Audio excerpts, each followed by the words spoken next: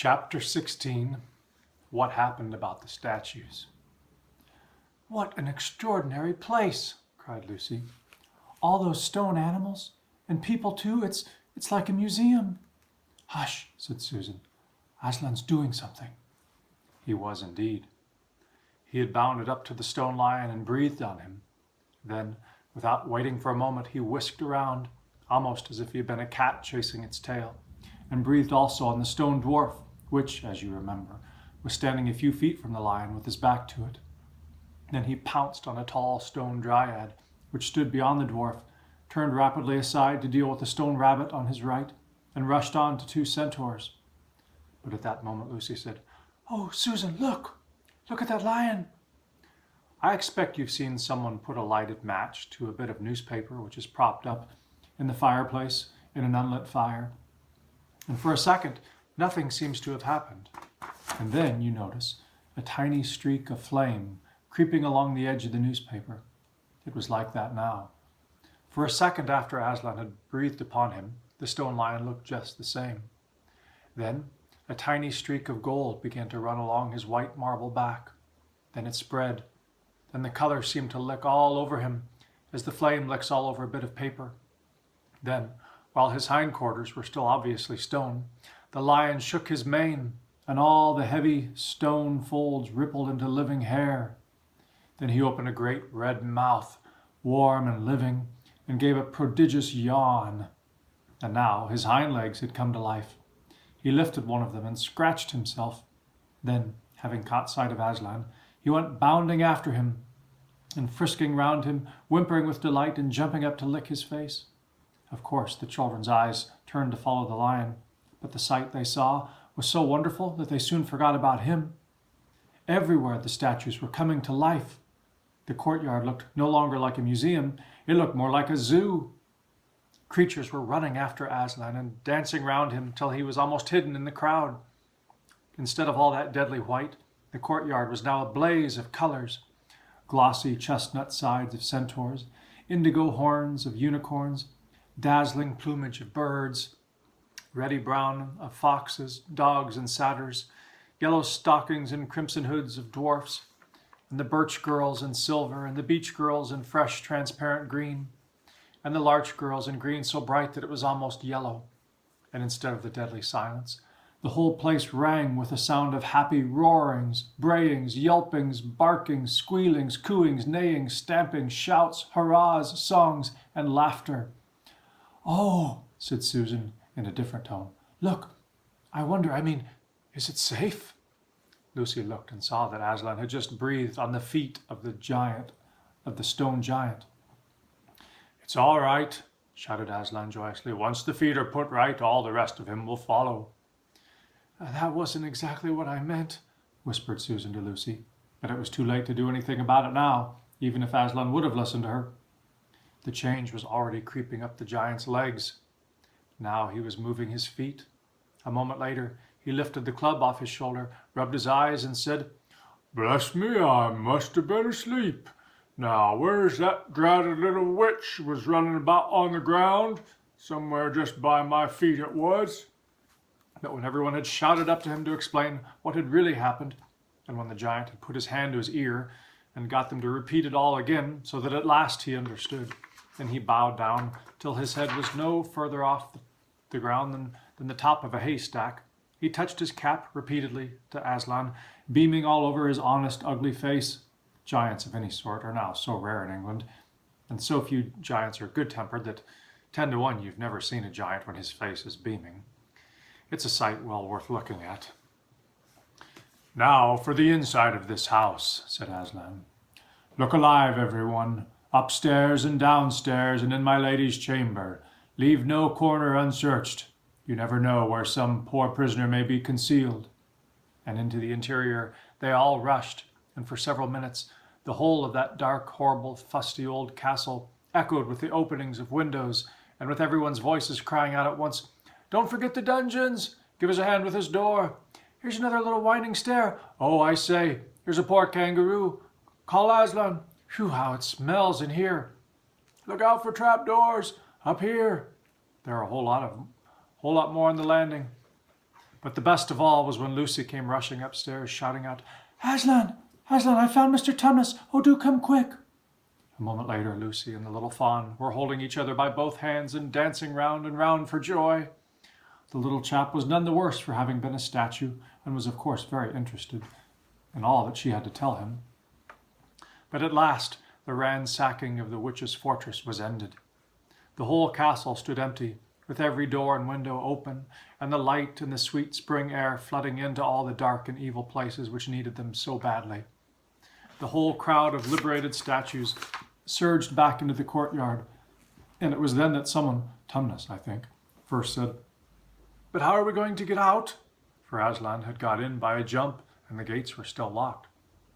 "That'll be all right," said Aslan, and then, rising on his hind legs, he bawled up at the giant. "Hey, you up there," he roared. "What's your name?" "Giant Rumblebuffin, if it please your honor," said the giant, once more touching his cap. "Well then, Giant Rumblebuffin," said Aslan, "just let us out of this, will you?" "Certainly, your honor. It will be a pleasure," said Giant Rumblebuffin. "Stand well away from the gate, you little ones." Then he strode to the gate himself, and bang, bang, bang went his huge club. The gates creaked at the first blow, cracked at the second, and shivered at the third. And he tackled the towers on each side of them, and after a few minutes of crashing and thudding, both of the towers and a good bit of the wall on each side went thundering down in a mass of hopeless rubble. And when the dust cleared, it was odd, standing in that dry, grim, stony yard, to see through the gap all the grass and waving trees and sparkling streams of the forest, and the blue hills beyond that, and beyond them the sky. "Blowed if I ain't all in a mucking sweat," said the giant, puffing like the largest railway engine. "Comes of being out of condition, I suppose. Neither of you young ladies has such a thing as a pocket handkerchief about you?" "Yes, I have," said Lucy, standing on tiptoes and holding her handkerchief up as far as she could reach. "Thank you, missy," said the giant Rumblebuffin, stooping down. Next moment Lucy got rather a fright, for she found herself caught up in mid-air between the giant's finger and thumb. But just as she was getting near his face, he suddenly started, and then put her gently back on the ground, muttering, "Bless me, I picked up the little girl instead. I beg your pardon, missy. I thought you was the handkerchief." "No, no, no," said Lucy, laughing. "Here it is." This time he managed to get it, but it was only about the same size to him that a little aspirin tablet would be to you, so that when she saw him solemnly rubbing it to and fro across his great red face, she said, "I'm afraid it's not much use to you, Mr. Rumblebuffin." "Not at all, not at all," said the giant politely. "Never met a nicer handkerchief. So fine, so handy, so I don't know how to describe it." "What a nice giant he is," said Lucy to Mr. Tumnus. Oh, yes," replied the fawn. "All the Buffins always were. One of the most respected families in all the great families of Narnia. Not very clever, perhaps. Never knew a giant that was. But an old family with tradition, you know. If he'd been the other sort, she'd never turned him into stone." At this point, Aslan clapped his paws together and called for silence. "Our day's work is not yet over," he said, "and if the witch is to be finally defeated before bedtime, we must find the battle at once." "And join in, I hope, sir," added the largest of the centaurs.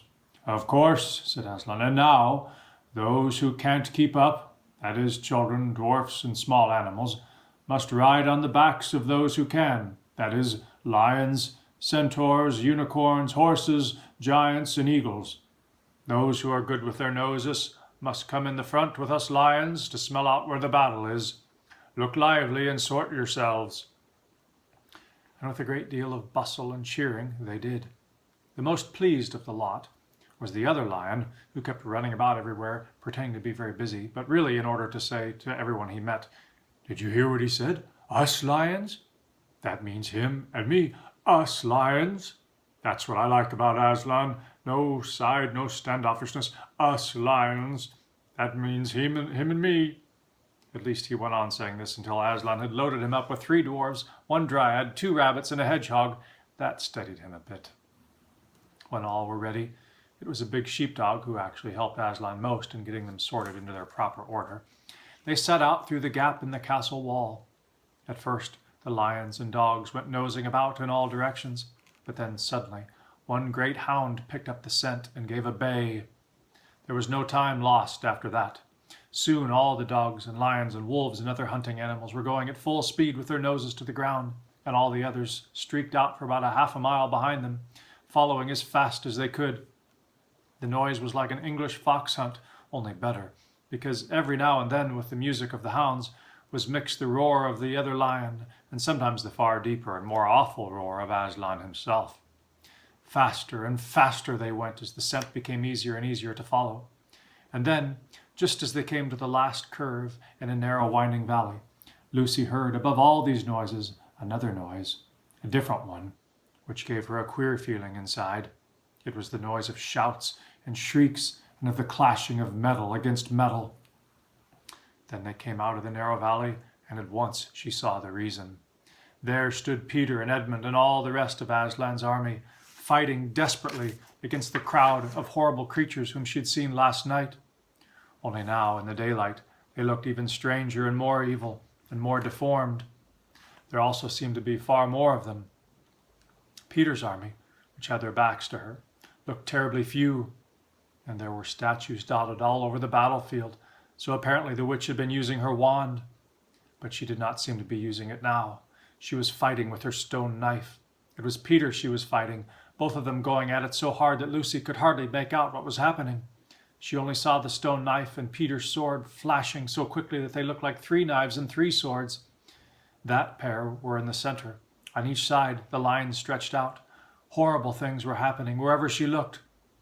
"Off my back, children!" shouted Aslan, and they both tumbled off. Then with a roar that shook all Narnia, from the western lamp-post to the shores of the eastern sea, the great beast flung himself upon the White Witch.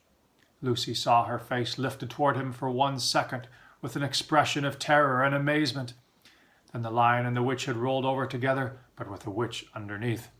And at the same moment, all warlike creatures whom Aslan had led from the witch's house rushed madly to the enemy's lines, dwarfs with their battle axes, dogs with teeth, the giant with his club, and his feet also crushed dozens of the foe, unicorns with their horns, centaurs with their swords and hooves. And Peter's tired army cheered, and the newcomers roared, and the enemies squealed and gibbered till the wood re-echoed with the din of that onset.